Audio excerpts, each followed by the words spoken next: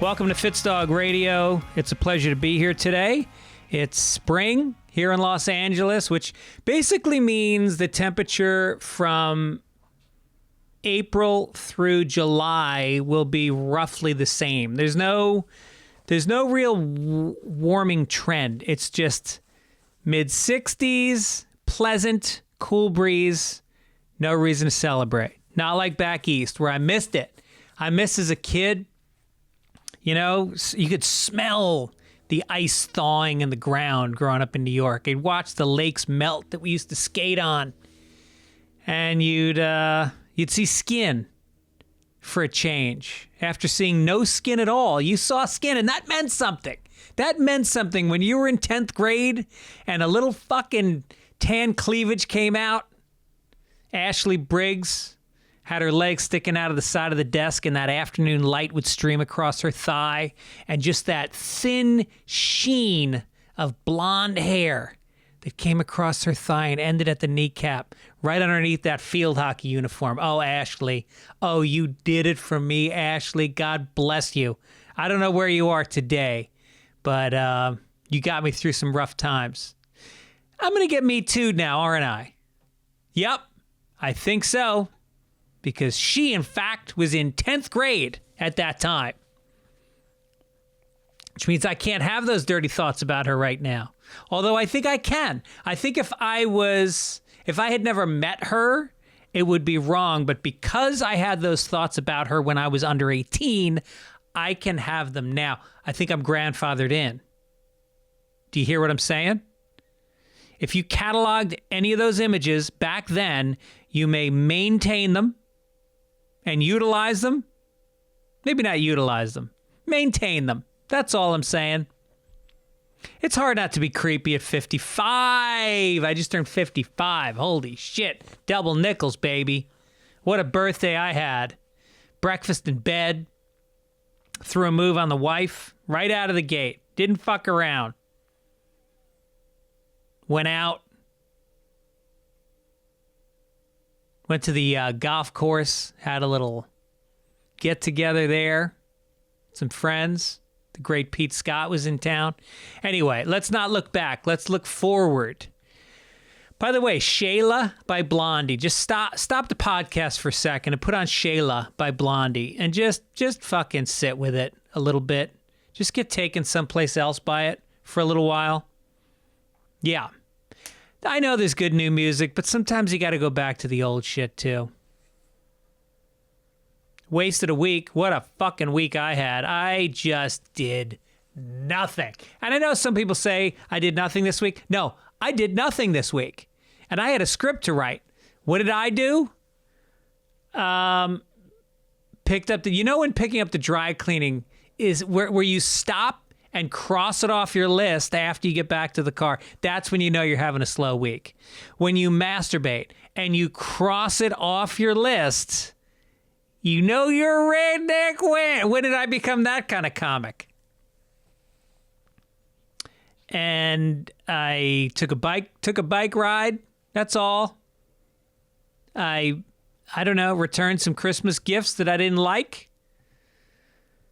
Oh, Jesus. A lot of TikToking and Sudoku. I do a lot of Sudoku online, speed Sudoku. I finished a puzzle in 1 minute and 40 seconds today. No, 1:14 seconds today. Yup.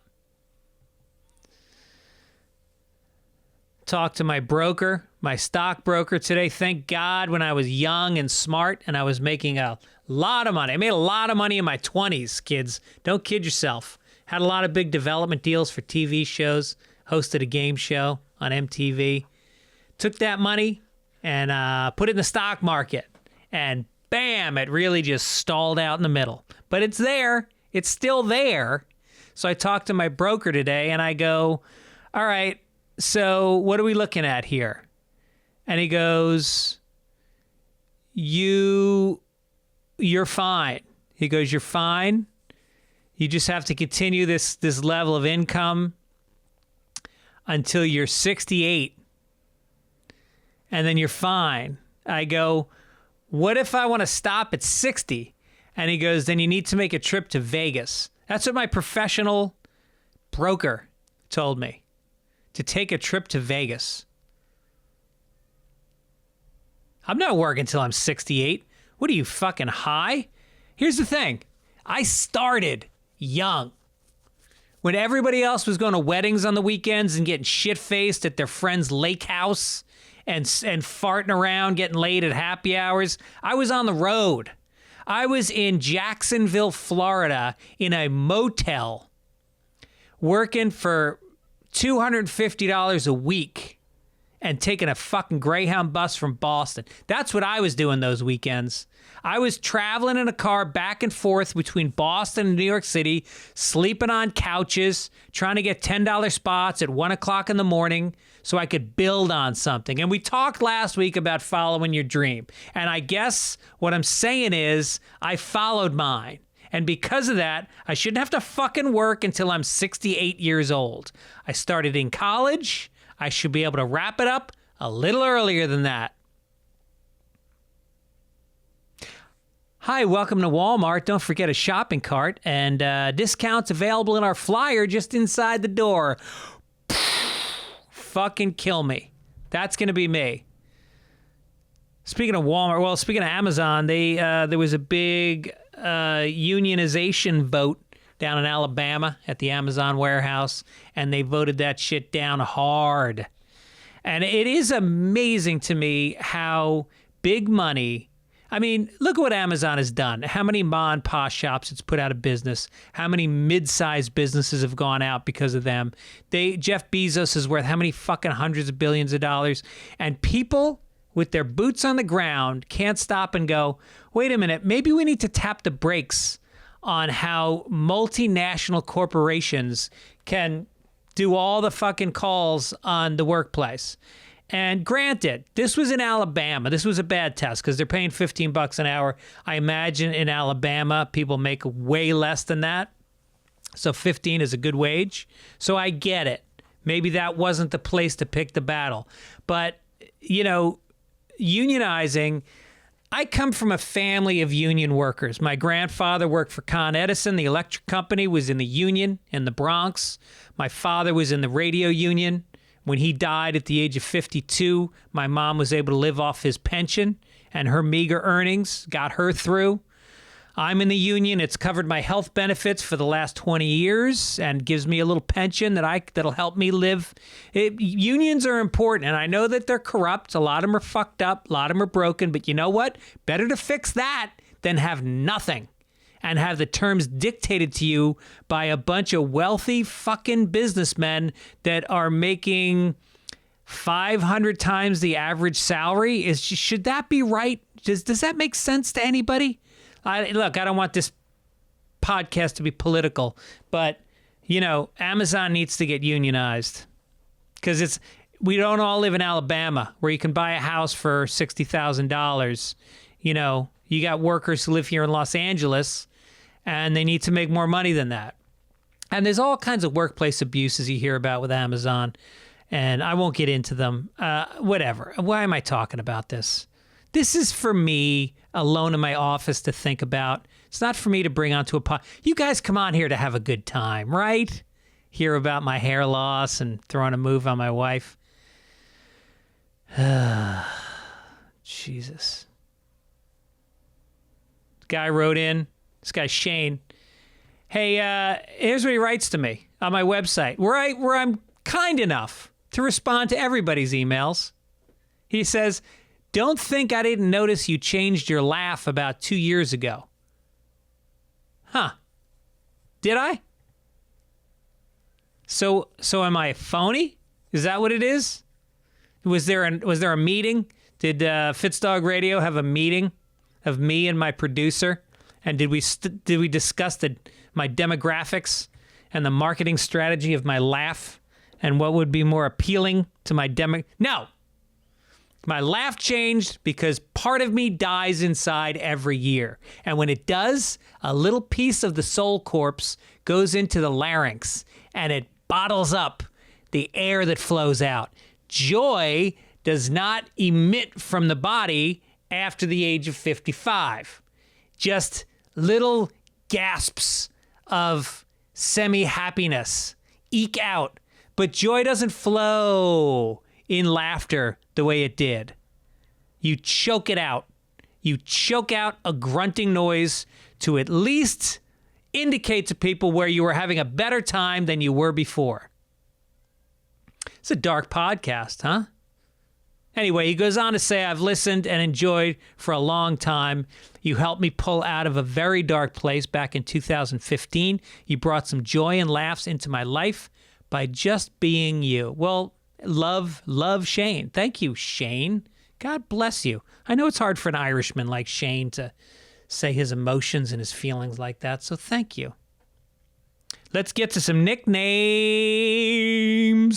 Nikki says, my brother's nickname is Tony Two Dimes because one long day drinking summer afternoon, he passed out on my best friend's couch. He was so skinny at the time, her husband walked by and said, quote, those tiny nipples look like 2 dimes on a grill. His rib cage being the grill, and it stuck. That guy's a fucking poet. I like it. 2 dimes on a grill.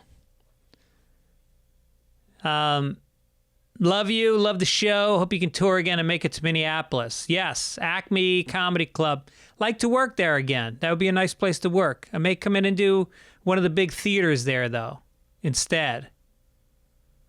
Sean Largy said, at 13, I moved to a neighboring town, met some kids. Unfortunately, I wore baggy South Pole jeans and baggy stuff. New kids saw me. One said, you look like a wigger. We should call you Sean John. Is wigger? They certainly. Am I to not say it? I'm not sure.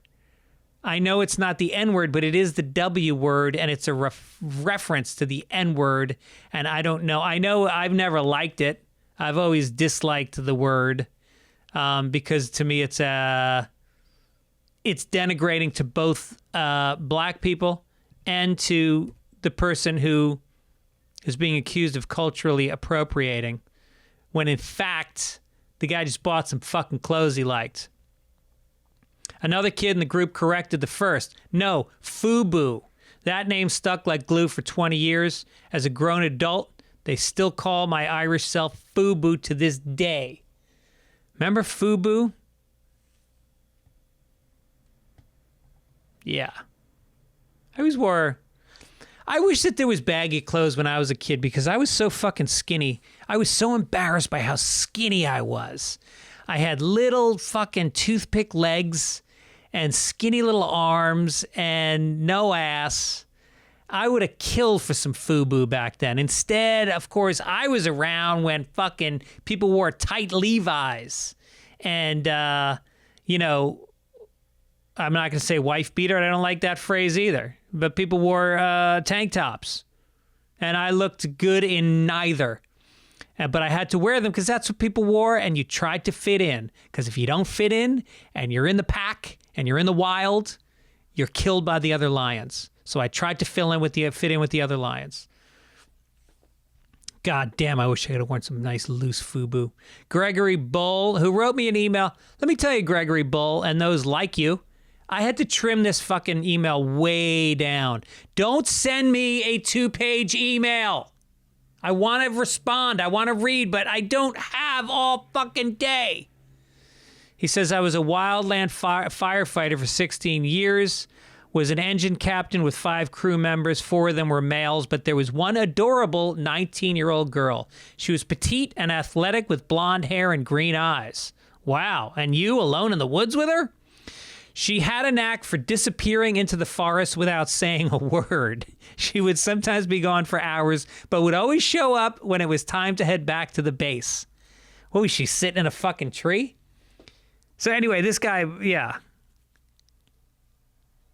We began referring to her as DB Cooper in reference to her vanishing into the forest technique. If you don't know who DB Cooper is, look it up. I'm not fucking explaining it to you.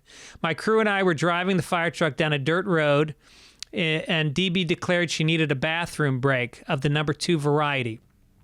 Didn't take toilet paper. She got back to the fire truck to ask her if she used leaves to clean up. She laughed and declared, no, I never used toilet paper. We were dumbfounded. She swore up and down that she didn't need toilet paper because her poops were completely clean. God bless you. God bless you. Imagine having that kind of an asshole. After a good laugh and lots of disgusting jokes about her lack of wiping, her nickname was changed to DB Pooper instead of DB Cooper. That's real good. That's a solid nickname right there. AKA Dirty Butt Pooper. Listen, I can remember that age. I remember wiping my kids' asses when they were little, and you'd be shocked. You take that wet nap, you pull the diaper back, you wipe it, and nothing. Just fucking nothing. And I can remember being even a teenager. And, take 2 fucking sheets. Quick pass. Fucking credit card it through your ass cheeks, and it comes up white. They call it the white flag. You're surrendering. Now, what do you shit me? It's an excavation back there. There's a crime scene that happens. I don't even look at the first 2 wipes.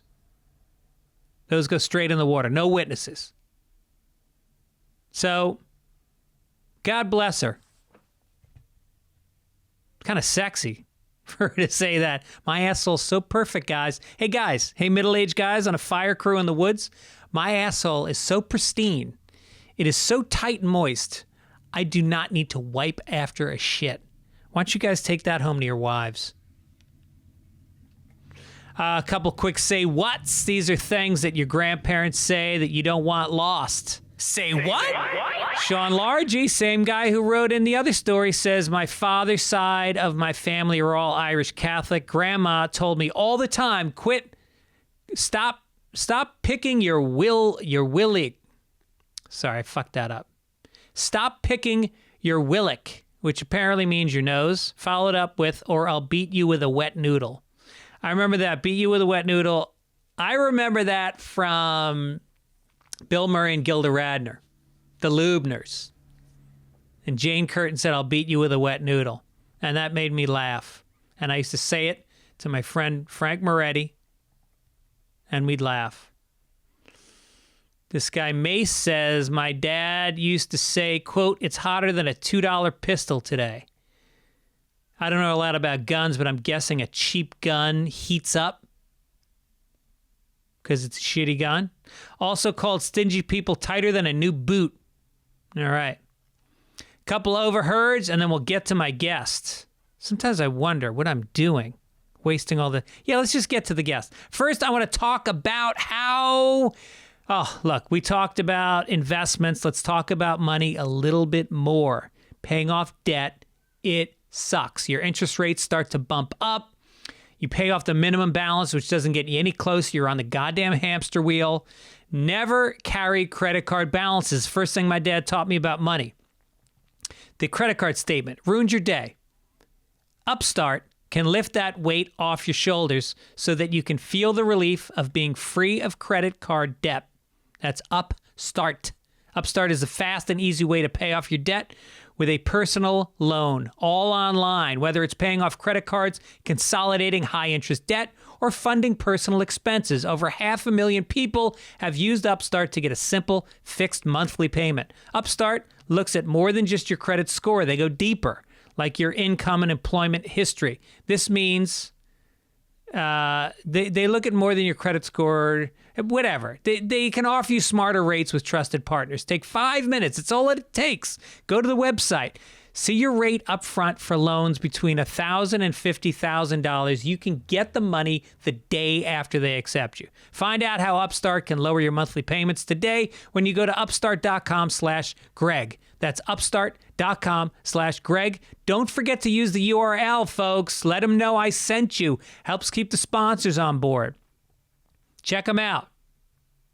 Loan amounts will be determined based on your credit, income, and certain other information provided in your loan application. Go to upstart.com/Greg. Okay, let's get to my guest. This guy is a fucking legend. If you don't know his face, look it up online because you're going to go, oh yeah, I've seen that guy he has 237 credits on IMDb.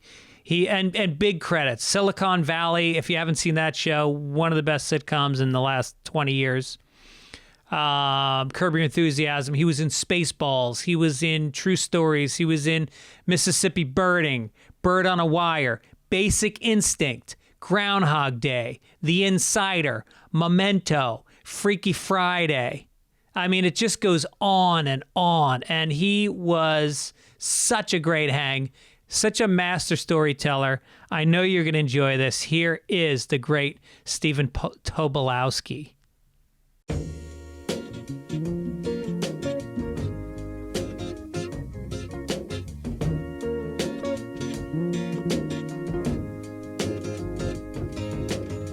Here we go. I'm sitting in Fitzdog Studios, Venice Beach, California. My guest, Stephen Tobolowsky, ends with a Y, not an I. Not an I. And there's it's not just a matter of getting the name right for posterity. Yeah. It's a matter of taxes. And the tax people come after you because what happens is, let's say you're doing a show like the Goldbergs. Yeah. And I'm on that show occasionally. Got in his first plug 30 seconds into the show. I thought it was 20. but anyway, so anyway, I'm on the Goldbergs, and so what'll happen is an AD who is, just an assistant director to make sure you check in and you have water and you're maintaining 6 feet distance from everyone else. He'll write that Stephen Tobolowsky, SKI, has arrived. Yeah. And he'll write in his report and he'll get it wrong. And he'll send it to the office, and then someone at the office will write down on payroll Stephen Tobolowsky with an I. Oh, shit. Then you have somebody, a completely different company, who's doing the credits at the end of the Goldbergs. They look, well, let's take a look at that payroll. Let's take a look at it's Tobolowsky with an I. I thought it was with a Y. And so then what happens is, and it took years to do this, if you go on IMDb, there are 2 me's. There is me with a Y and me with an I. And there used to be a lot more me's with an I. Except I kept saying, guys, I'm Stephen with the Y. Can we move all the I's to Y's? Yeah. I think I think when I checked on IMDb, as I researched my guests, which I do, I'm a tireless podcaster. Yeah, you had 276 credits on IMDb. And people wonder how you lost your hair. Hey, I lost my hair before I got those. This is something that young actors need to hear, because I thought when I was in college I was going to play parts like Hamlet and Romeo and all these things because I had hair and I had kind of Russian good looks and I was 6'3" and I'm thinking like, oh, I'm going to be a leading man. Then I started losing my hair and I lost my hair in 2 days. Pretty much. Wow. I was, like in are you a baseball fan? A little bit. So like in baseball, when you're a young kid and you play baseball, usually they get like the best baseball player to be the pitcher. Sure. Right? They're the pitcher when you're little. And then when you get to be older, the pitchers can't hit at all. Yeah. Right? They bat like 30, or something. They always strike out. But when you're little, the pitchers hit home runs and they do everything. So when you are a young actor, if you can learn your lines and deliver them with any competence, you play the old men. Oh, no kidding. You play the old men, and they get the guys who are on the football team to play. Like if you're doing the Diary of Anne Frank, they'll get the guy who's on the high school football team to play Pater, who gets to kiss Anne Frank. Okay. But if you're like a guy who can really act, you're going to play Mr. Frank. You're going to play the guy. You got to have the streaks and tips. So anyway, I was in graduate school, and I got the role in Tom Stoppard's play Jumpers. Oh wow! I'm reading his autobiography right now. Oh man. I mean, what a great playwright, too. And unbelievable. And Jumpers is a great play, except I was playing an 86-year-old physicist. So I was young and didn't know the hazards of using various hair care products. And so I was using the streaks and tips on my wild mane of Russian hair to and I would speak, with a sort of ancient English accent. I tried to mirror David Attenborough or whatever I could to sound English. I could that back then. I thought I could do accents, and I realized I can't, so I quit. But after 2 weeks of doing the play with streaks and tips all the time, after the last performance, so I must have been 24, 25 years of age. I go into my shower in my apartment, wash my hair, and it comes out in handfuls. Oh, I'm like my cat. My cat Finn is now losing his ruff, and that's what it was like with me in the shower. Piles of hair in my hands on the floor, and I looked with terror as it was like I walked through plutonium, like I walked through a cloud of plutonium, and suddenly the hair is just falling out of my head. Wait, how old were you at this point?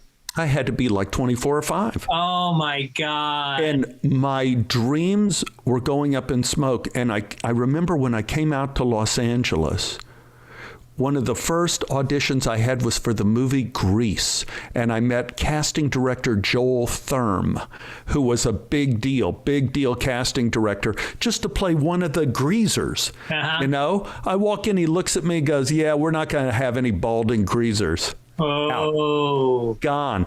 So I saw my dream going up in smoke, but it turned out that when you lose your hair at an early age and wear glasses, it becomes your brand. Yes, and the brand, it's curious because I told my friend Matt Malloy that you were coming on the podcast, and do you know Matt Malloy? I do.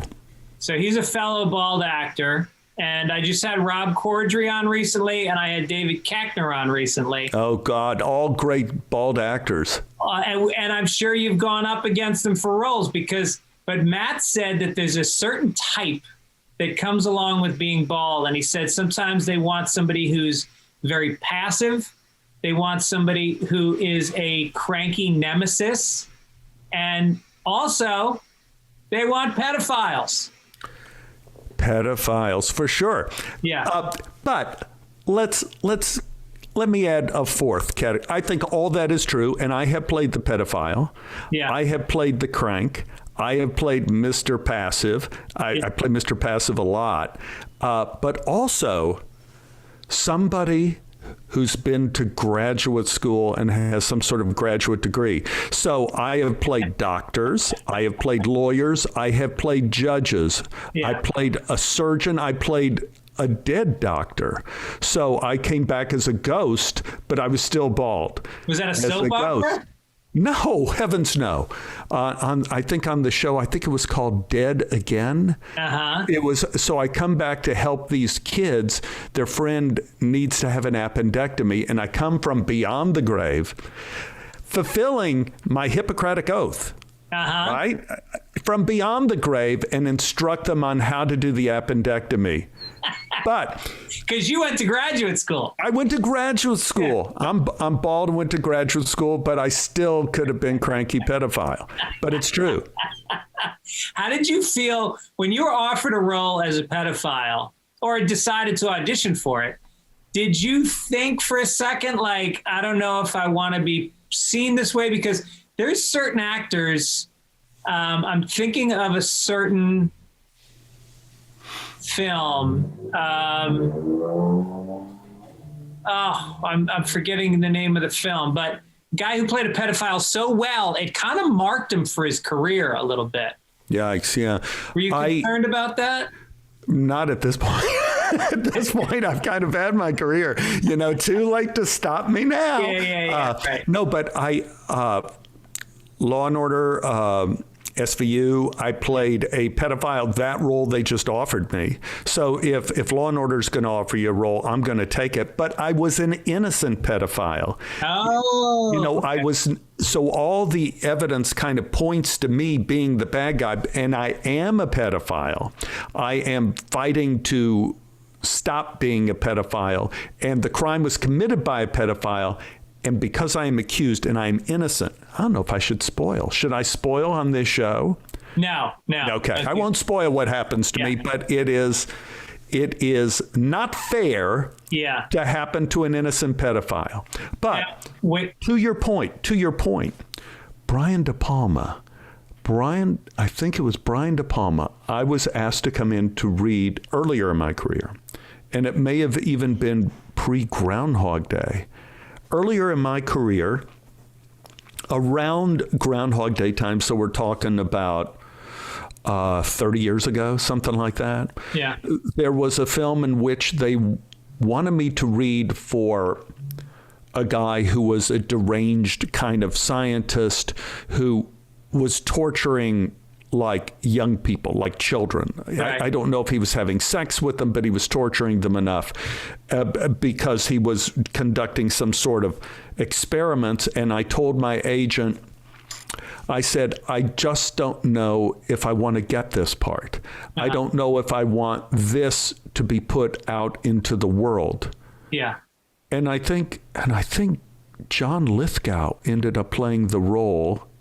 So you can maybe IMDb and see what that movie used to be. And of course, John can play anything, and it never sticks on him because he's so damn good in everything and completely forgivable and unforgettable and completely forgivable in every role he plays. Right. Can I ask you a favor? And I bet you've told this story a million times, but I'm obsessed with Steven Seagal. Oh God! And I know you had an experience with him. I'm trying to think what movie it was. It was Glimmerman, was it? Glimmerman. Can you walk me through your experience with Steven Seagal on Glimmerman? Where to begin?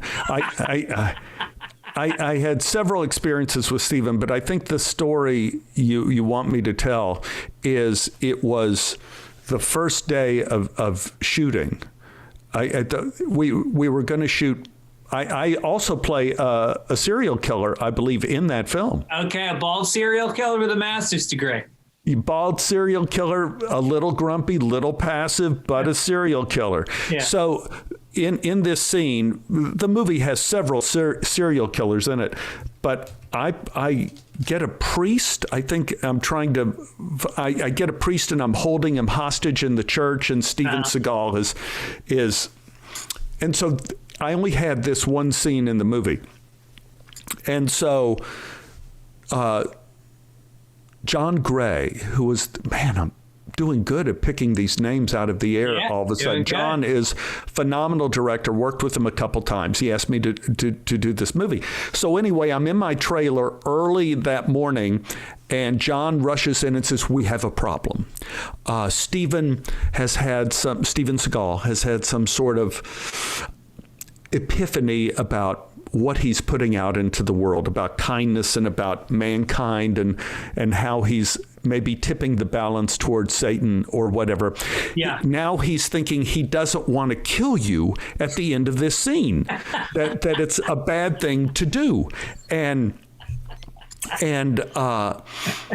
we've been going back and forth on a few days. We called the people, Warner Brothers, and they go, Steven, baby, boobala, you kill people. That's what you do.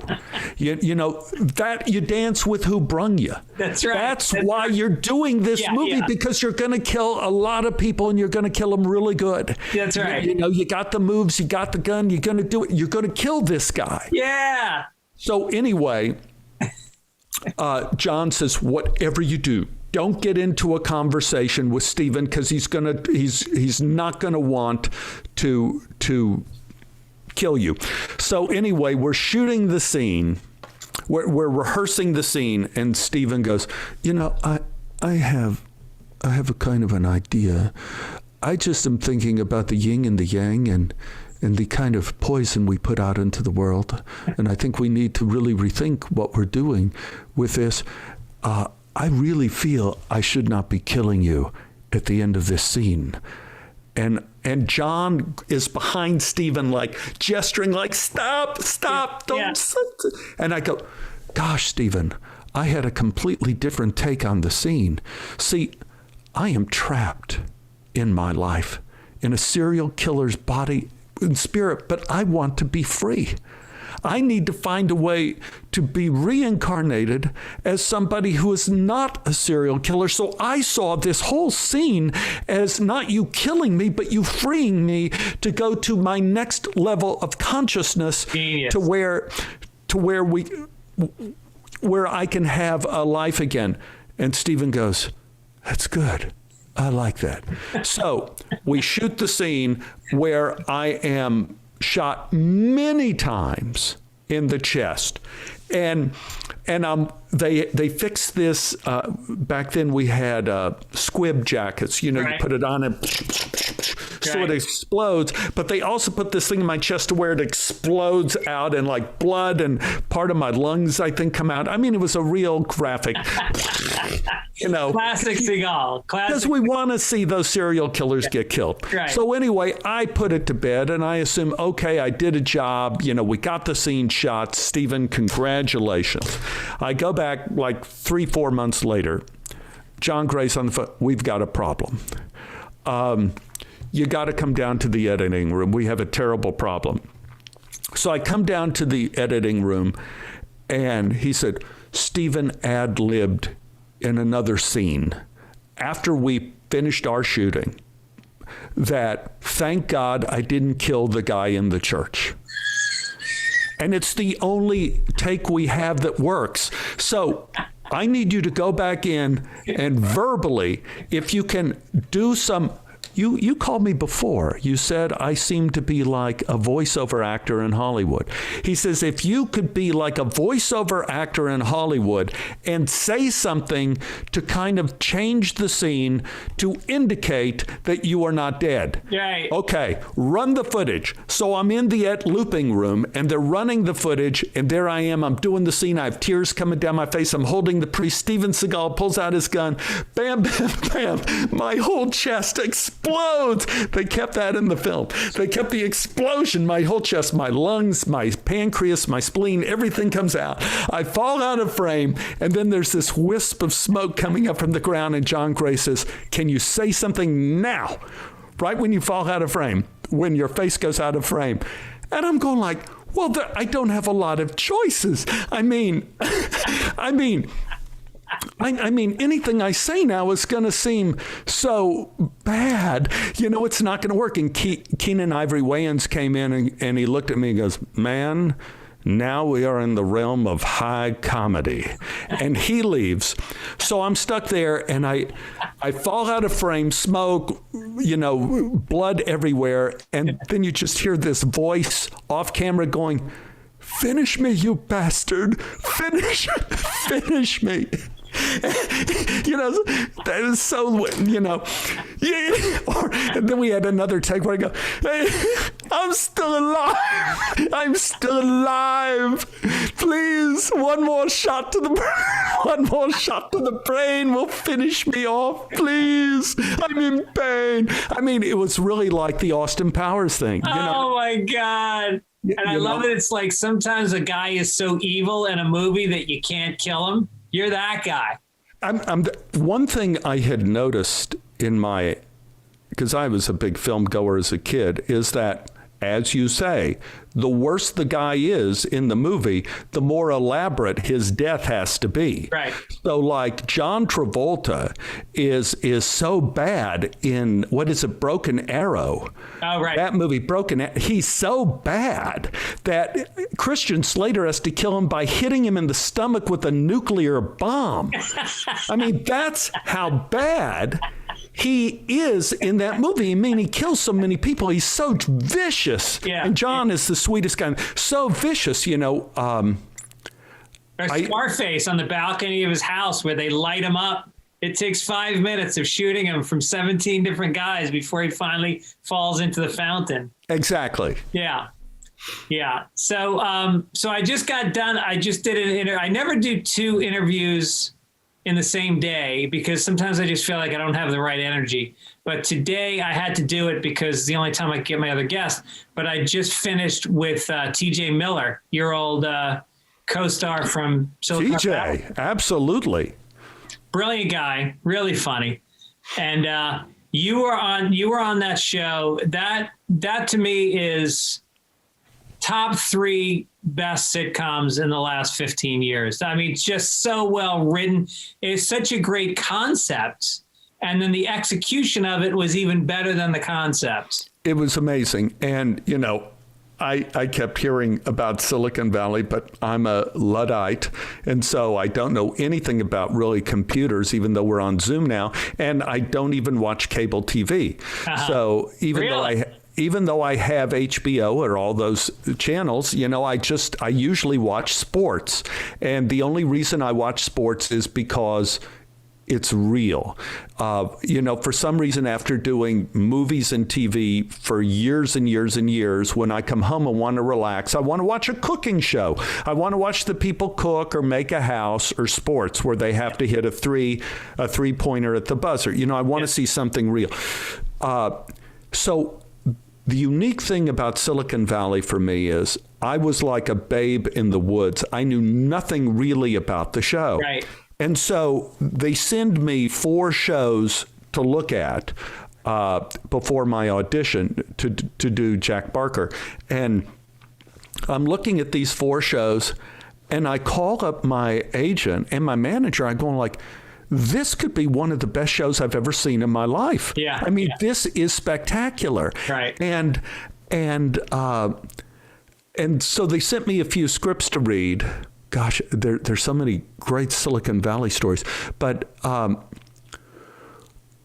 the thing I'll go to your point. The thing I love about Silicon Valley is that if you take a poetic idea and you add to it great entertainment and great execution, you end up with something quite unique. Yeah. And in Silicon Valley, you have a poetic idea in that Richard Hendricks, played by Thomas Middleditch, plays Richard Hendricks, and he basically has invented fire.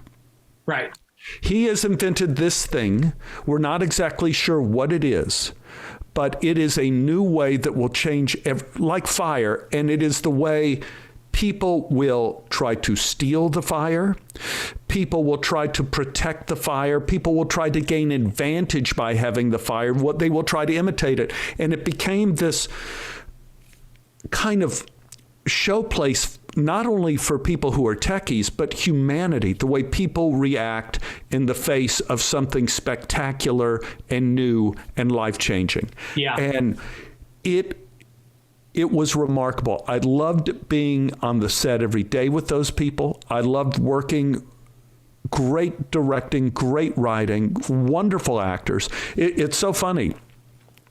TJ, who is hilarious, on set, he's really quite serious. Uh-huh. And Thomas, his character is very serious. He's really kind of the straight man in the show. He is our hero. On the set is the funniest person on the face of the earth. Oh, no kidding. Really? He plays all these characters where you know, you're doing a read through and he'll talk to himself as different voices, different characters, some of them human, some not human, some from outer space, some from history, you know, and he'll have all these conversations that are hilarious. And then they go, ready and action. And then he's absolutely straight. Wow. You know, it's absolutely straight. Just brilliant. Yeah. I loved everybody on that show. There always seems to be a fly in the ointment, but the only fly could have been was me. It's like everyone on that show was. How are you the fly in the ointment? Your character was so fucking. How do you describe your character? It had layers to it. He was like, you know, this guy. I mean, it's ultimately about who's got the biggest dick. That's what Silicon Valley was, and you. Yeah. You had big dick swagger. It was great. It was magnificent. But, you know, I always say that some of the greatest projects are guerrilla filmmaking. Uh-huh. When you're forced to go down to guerrilla filmmaking level, which was Groundhog Day. Groundhog Day got, because of the weather, because of the specificity of the fact that the day had to be repeated. Yeah. You know, so the weather of the day had to be the same. Everybody, there was no real schedule for shooting the movie. Right. We had to shoot certain scenes, really? certain weather. So Groundhog Day, part of the genius of Groundhog Day is we were flying. We were flying by the seat of our pants. We were working with ideas that were funny or were good or were not good, and we were fighting through it with the weather as one of the people we were dealing with. Right. And the same thing with Silicon Valley. Here is an example of a scene in Silicon Valley. In the last year I was on Silicon Valley, I am kidnapped and held hostage by the Chinese. Yeah. I don't know if you remember this. Oh, yeah, of course. I am held hostage in China. Yeah. So how the hell are we going to shoot this scene? So I'm with Mike Judge, and we're looking for a place where I'm held hostage. And we're walking around the Sony set, the Sony lot. There's the Sony lot, and we're walking into a building, and we thought maybe we can... There are bars on this window of this room in the costume area. There's bars on the window. So maybe unfortunately, the bars were about 10 feet off the ground. So let's set up some ladders. Now, if you could climb up to the top of the ladder, we're going to set the camera up across the street. There's a delicatessen there that says we can shoot on their roof, and we're going to set the camera up with a long lens, and then I want you to do your monologue as if the news camera is very close to you, but here's the problem. We can't close the streets, so the street's open to traffic, and buses travel on the street. So as you do your monologue, you have to be aware of when buses are coming and know that we can't use that footage at all. No. And so try to fit your monologue in between the buses traveling on the street. While you're standing on a ladder. While you're standing on a ladder, 8-9 feet in the air. Oh, but you have to be guarded by... Chinese guard. Oh, we got to get a Chinese guard. And so Mike Judge and I were walking around the Sony lot, and we see this guy, Tony, who looks like he's Asian. And we say, Tony, what do you do? He goes, well, I'm a video designer. He goes, how would you like to be on Silicon Valley if you could play a Chinese communist guard? Is that okay? Sure, man. I'm game. He's like, I'm Korean, but I'll take the $500. Yeah. You got to climb up this ladder. Yeah. And we have to put you in some kind of outfit. Like we'll put you in I forgot what they got, if they got a black turtleneck or something with a little hat or something. But you have to grab Stephen on your ladder, and the two of you have to climb up these ladders, and we'll see part of you in these on this other window, and then just when he starts talking, let go of him because he has to get his speech in between the buses.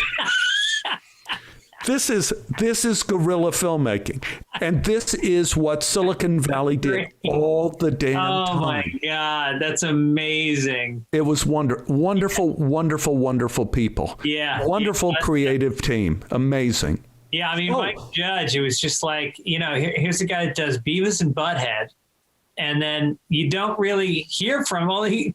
Did he do Idiocracy? Was that? Yes. Yeah, Idiocracy, which was another concept that was crazy, and then the execution takes it to the next level. It's just like the guy's mind is just so conceptual. And I've hung out with him. He's just a totally dressed down, normal guy who sounds like Beavis. Yeah, he used to be a bass player in a band. I believe bass is correct, in a rock and roll band. And he always wanted to talk to me about my rock and roll past because you did a record with Stevie Ray Vaughan. That's what he was interested in. Right. He was interested in the record I did with Stevie Ray Vaughan, which is the first studio recording of Stevie Ray Vaughan.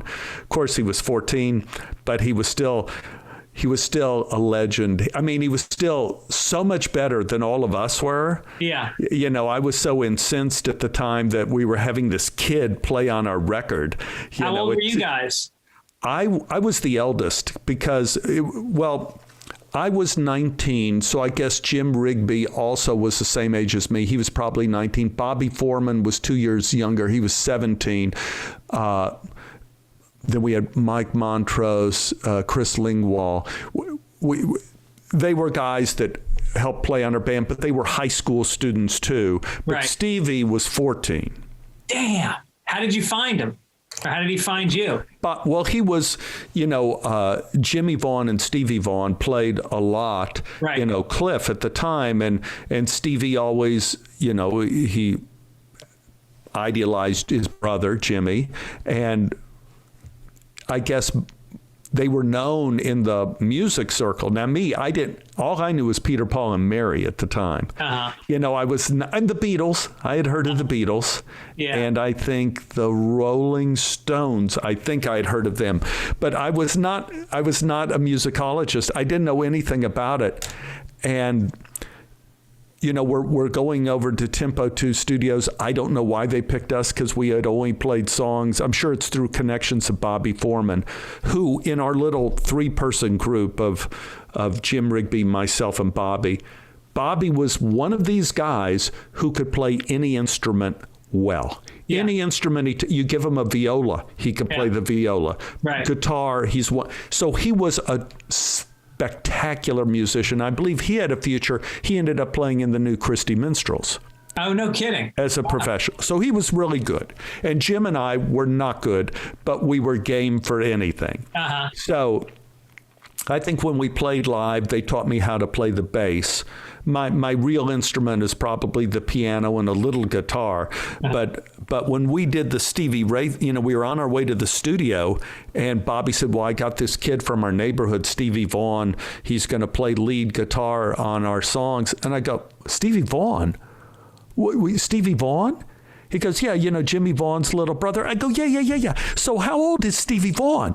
He goes, like 14. I go, Bobby, we don't need any 14-year-old kid from our neighborhood playing on our songs. And Bobby's in the front seat of the car. He says, listen, you shut up. Yeah. This kid is so good. He's going to actually make us seem like we know what we're doing. Yeah. And so it's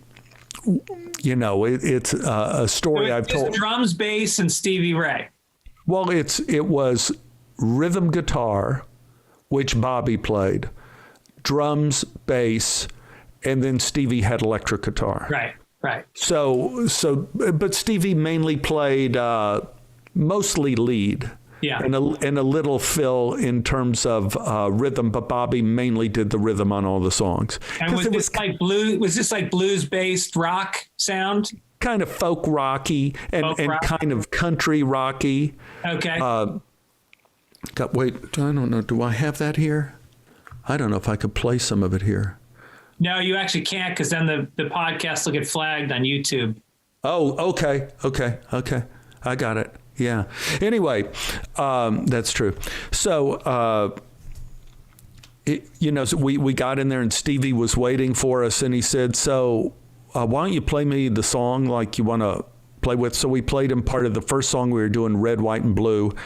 And Stevie listened to about 8 bars and said, okay, I got it. So this is kind of a crappy song. Yeah. So what if I do like a crappy lead and then go into a good lead? And Bobby says, great, try it. So Stevie does that. On it, he plays this hickey kind of country noodling kind of lead and then goes into, he says, do you want Hendrix or do you want Clapton? Wow. I remember him saying, and Bobby said, your choice, man.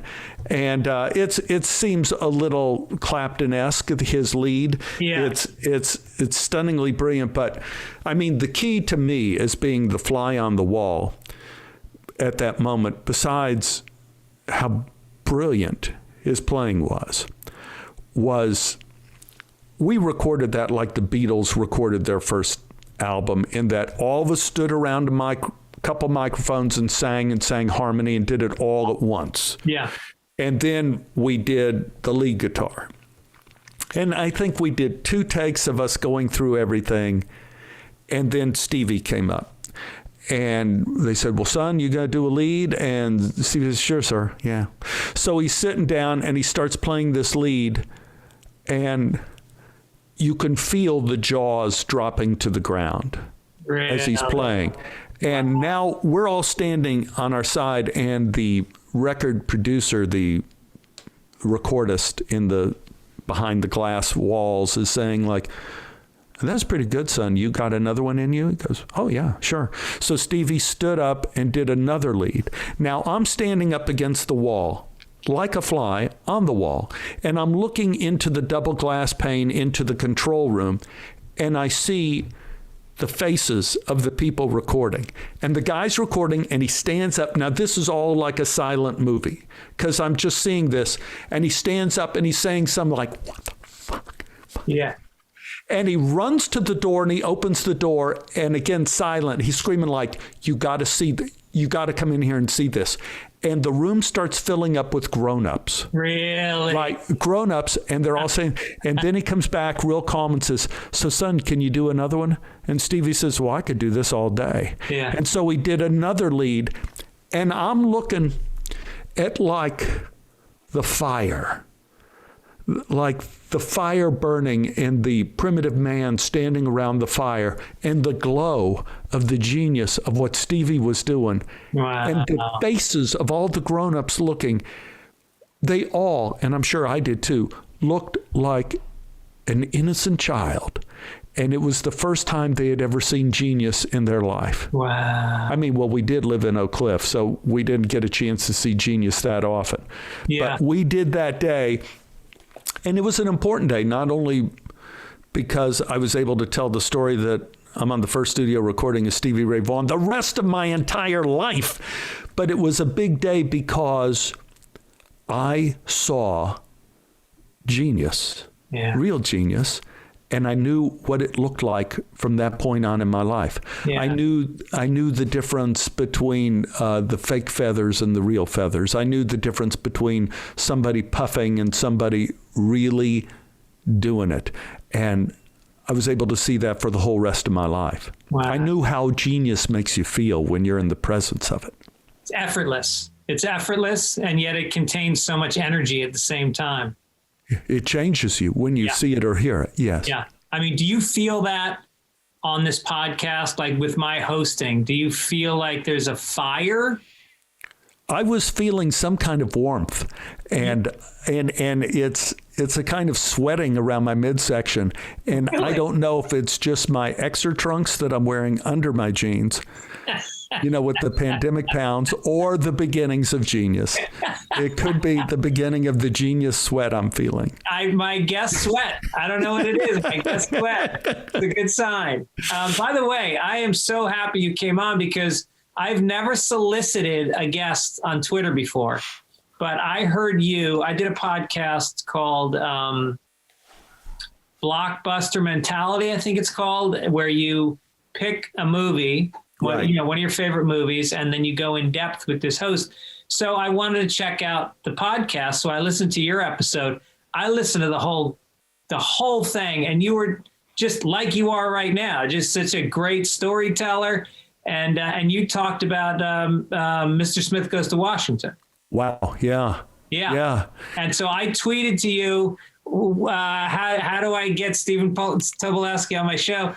And you got back to me like that, and just is so great of you to come on. I appreciate it. Oh, my pleasure. I mean, it's always fun because you never know what it's an old story to me, because I live things, but you never know what new like I haven't told the Steven Seagal stories in a long, long time. So it's good to revisit them. Yeah. It's one of the things about the pandemic that I learned, and that is the importance of society is not for companionship or comfort, is that we all require a mirror. And one of the mirrors is when you're able to say something to someone and you're able to experiencing it as if it were something new, even though it's something from your life again. Right. Through talking to you, I'm able to re-experience it and maybe experience something new from it. Right. Even though I lived it so long ago. It is a mirror that helps me move a little closer to death. So I appreciate that.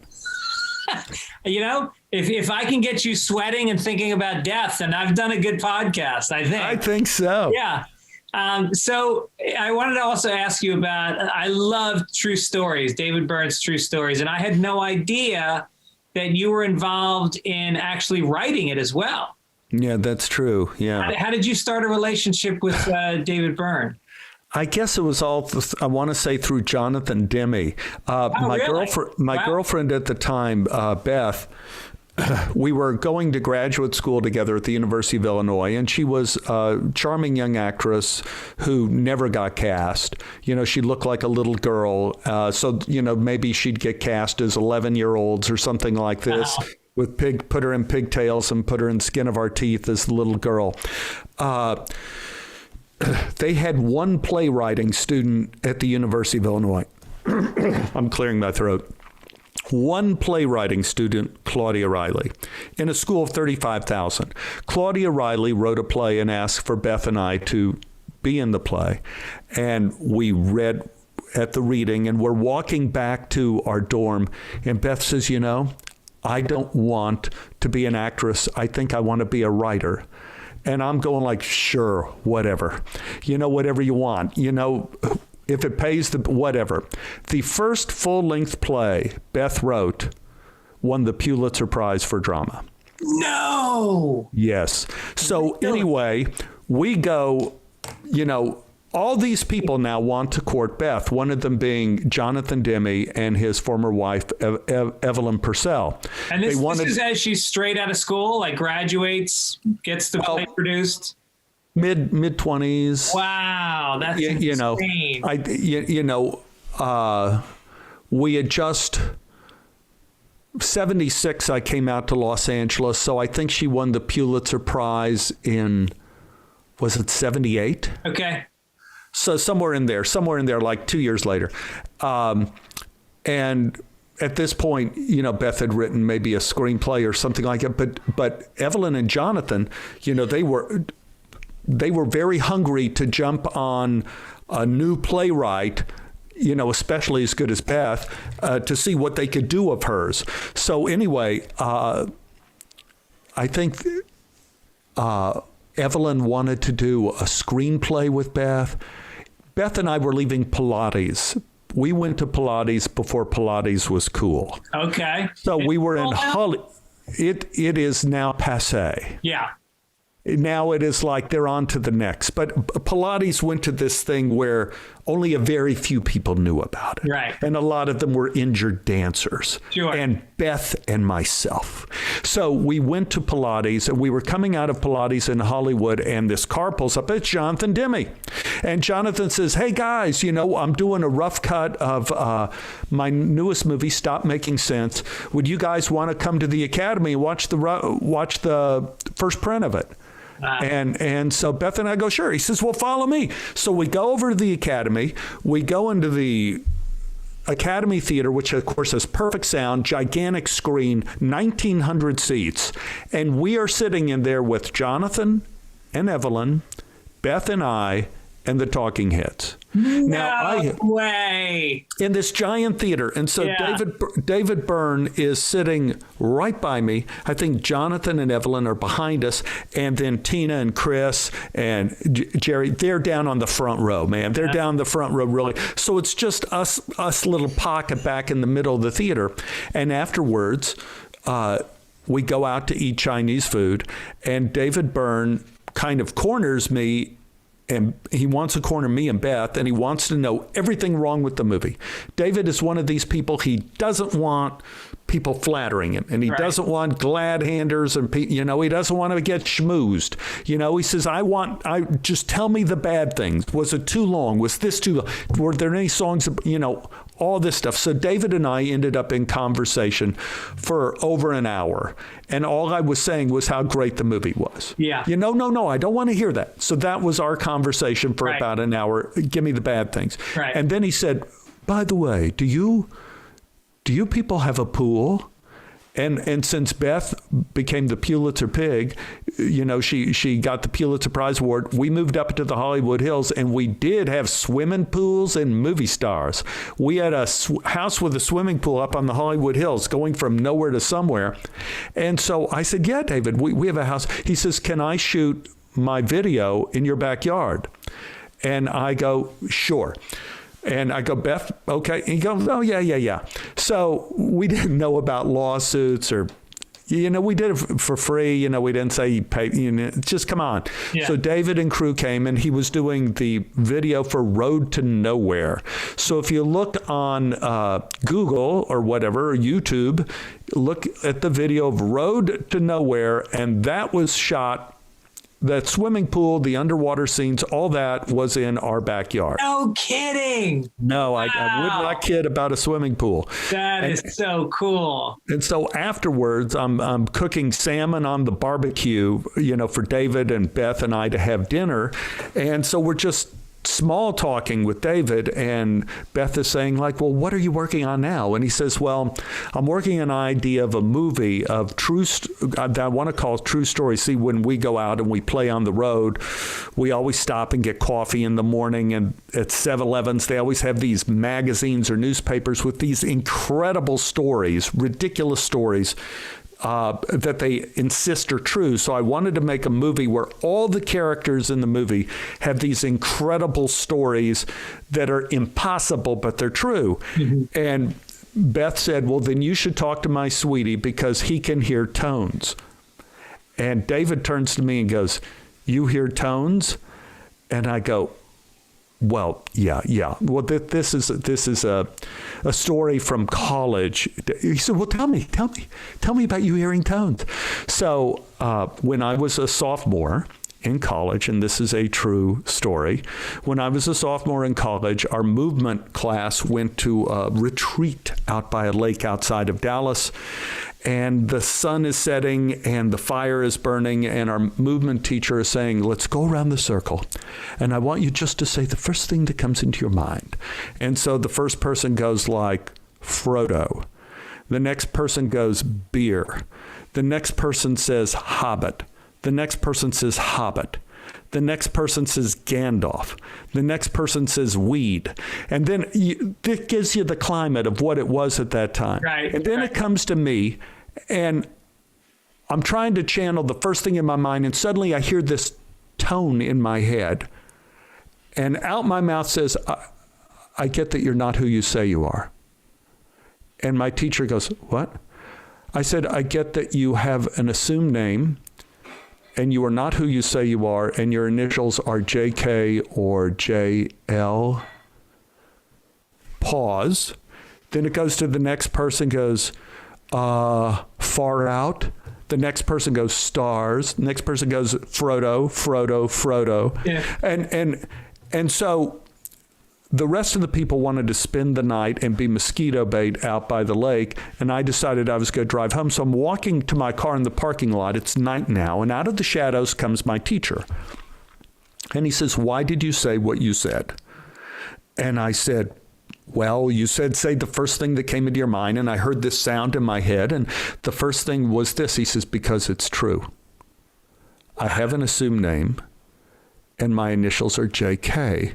Like you said. Now, why did you say what you said? Wow. And I said, I don't know. It just what happened. So anyway, I'm with Beth, and we are at the stage where our romance is starting to bud. And she's a freshman. I'm a sophomore. I'm driving her back to the dorm, and I tell her about what happens. And she says, do I make a sound? And I said, yes. What kind of sound do I make? And I reached down and held her hand. And I said, well, it's interesting because men and women have tones in different ranges. The women's tones are lower than men's tones. Men's tones are higher than women. Most people have one tone, but you have three. And your tones are in harmony. I'm not exactly sure what it means. And your tones are in the male range, which is unusual. I've never heard a female with tones in the male range. But I think it means that you are sufficient unto yourself. You can provide your own spiritual needs and your own physical needs. And she looked at me and said, we are gonna make a fortune. This is fabulous. I'm gonna go to the drama department. I'm gonna bring the people in. We will charge 25 cents. Wait, We could even charge $1 for this kind of stuff. You just hold their hands like you're holding mine. You say stuff like the male-female range, 1 tone, 3 tones, harmony, disharmony. This is fantastic. Right. We'll put all the money in a jar and then we'll save it together. Right. We'll get you a turban. There'll be, And it kind of became one of the first moments of our relationship, and we kept that jar with the coins in it for years, with the quarters and the dollars. And so David hired me to write the screenplay for True Stories. And then he hired Beth. And then the two of us were given 19 days to give a first draft, which if anyone writes screenplays, it's insane. Insane. You need a year. Right. So we turned in a first draft of True Stories in 19 days. And then I heard nothing from David Byrne for, I want to say, a year. I mean, nothing, not a peep, nothing. So I just assumed we were all fired or everything. Then I'm riding in the Hollywood Hills, going to my home, and there's a knock on my car window. And it's David Byrne on a bicycle, wearing a helmet, and he's gesturing for me to lower his window. He says, sorry, I haven't been in sorry, I haven't been in touch. Are you going to be by your house later today? I go, yeah. He says, there's something I want you to hear. So that afternoon, David comes over with his guitar, and he said, sorry, I pretty much rewrote the entire script of True Stories, so you still have a little bit in there, but I was just so busy and we were on the road. But I wrote a song based on your story, and I want to play it for you and see if you like it. And in my living room, he played Radiohead. Whoa. Radiohead, I'm picking up something good. Radiohead, it's the sound of a brand new world. My head is like an antenna, you know, receiver, right. So I'm hearing this and I don't know whether to laugh or cry. Right. I feel like it is one of the greatest unintended gifts anyone ever gave me, in that the moment, kind of this weird, terrible period in my college years and wonderful years when Beth and I came together were kind of concretized in this song, which turned out to be a great song, which will endure forever. So when the movie was about to come out, David called me up at home and was saying, like, listen, I don't want it to appear like it's a one-man project because I think the critics are going to, like, gun me down or whatever. Right. Could you or Beth take the credit for writing the screenplay? No kidding. Wow. And Beth said, well, I don't want it because I didn't really do anything, and I have a couple movies that I wrote coming out now, so I don't want. So David said, will you take the credit, Stephen, for being the main writer? And I go, if you want. So I have the head screenwriting credit of True Stories, when basically it is from the fevered brain of David Byrne. And I've seen that movie recently, and it is damn fine. It is a terrific movie. It's a great movie, and it's making me think. There's movies that I look forward to showing my son because he's kind of a film. I don't know if he's going to major in film, but he loves it, and he hasn't seen it yet. And that's, I got to put that on the list. By the way, didn't Radiohead then, the band Radiohead, take their name from that song? Yes, their name was On a Friday, something like that. Uh-huh. The name of the band was On a Friday, but they loved the music of David Byrne, right. And they loved the movie True Stories. Wow. They loved the movie, so they said, before they went on to play, why don't we change our name? And they changed it to Radiohead. So one way or another, either through them or through David, I second level entered the Rock and Roll Hall of Fame. That's amazing. It kind of a nepotistic way of saying, like, can I be invited to the next party? Does anyone call you Radiohead?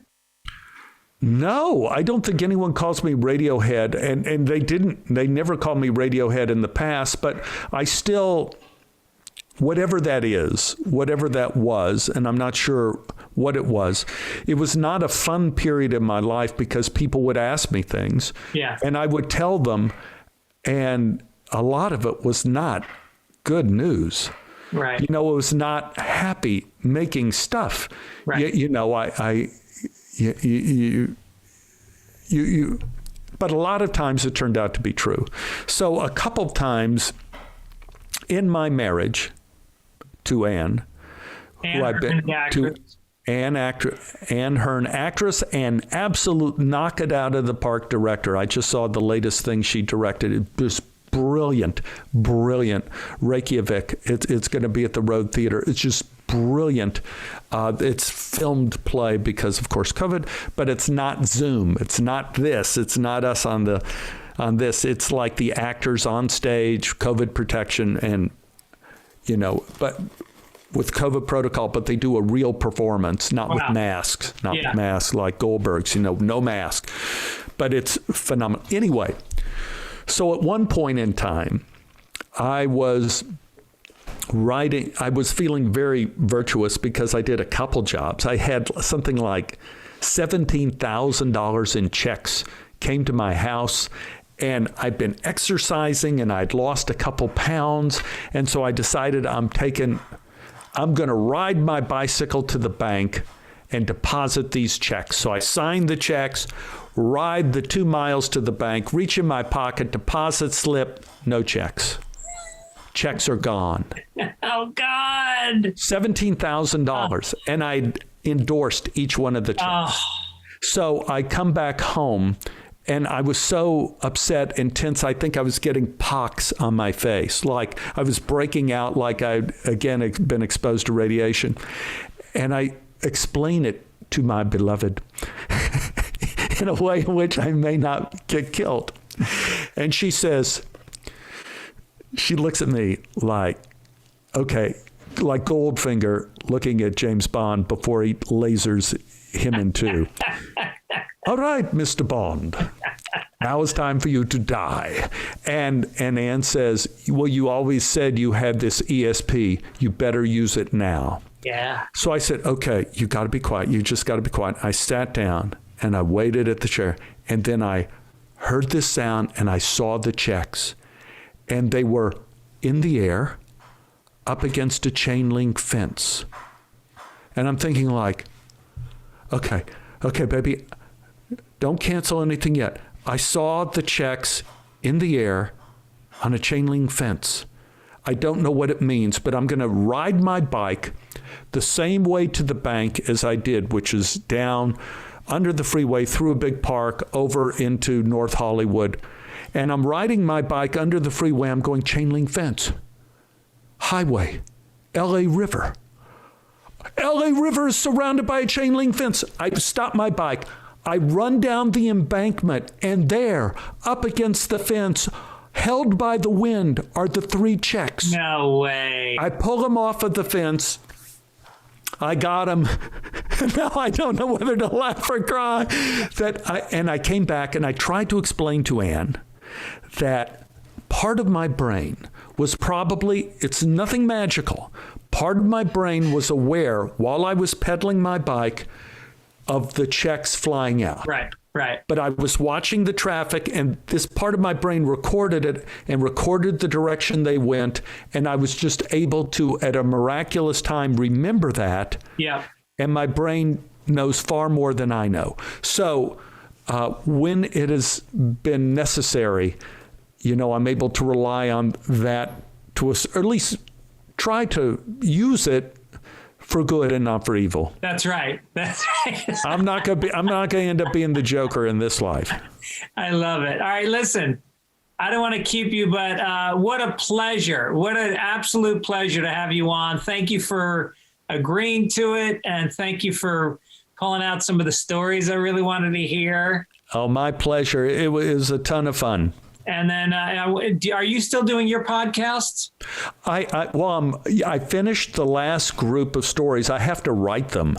Tobolowsky Files, right? The Tobolowsky Files. I've got 99 of them now, and they're all true stories of life, love, and Hollywood. And you just go to Tobolowskyfiles.com, and all 99 are there, and you can listen to them at will. And some of them are scary, most of them are funny, but they're all true.